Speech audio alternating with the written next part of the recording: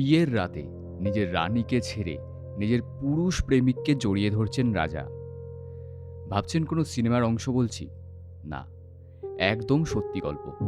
১৩০৮ সাল ১২ বছরের ইজাবেলার সাথে বিয়ে হয় ইংল্যান্ডের রাজা দ্বিতীয় এডওয়ার্ডের।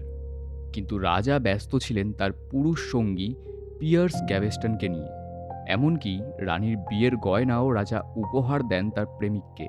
বছরের পর বছর এই অপমান সহ্য করেন রানী।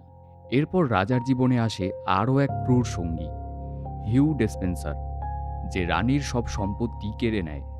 কিন্তু রানী কখনো কাঁদেননি। তিনি অপেক্ষা করেছিলেন সঠিক সময়ের।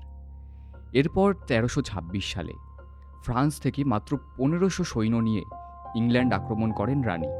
এবং সবচেয়ে আশ্চর্যজনক ব্যাপার হলো যে ইংল্যান্ডের জনতারাও রানীকে সমর্থন করেছিল। রানী এই যুদ্ধে জিতে যান। রাজার পুরুষ সঙ্গী হিউ ডেসপেন্সারকে জনসমক্ষে শাস্তি দেওয়া হয়। রাজাকে সিংহাসনচ্যুত করে বন্দী করা হয়। যে রানীকে অবহেলা করা হয়েছিল সেই হয়ে ওঠে ইংল্যান্ডের ভাগ্য বিধাতা। সবচেয়ে অবাক করা ব্যাপার হলো যে রানীর মৃত্যুর পর তারই ইচ্ছেতে তার কবরের ওপর রাখা হয় রাজা এডওয়ার্ডের হৃদয়। পুরো গল্পটা রইল কমেন্ট বক্সে। এরকম ভিডিও আরও পেতে সাবস্ক্রাইব করুন আমাদের ইউটিউব চ্যানেল সোর্স অফ সাসপেন্সকে। দেখা হচ্ছে পরের ভিডিওতে।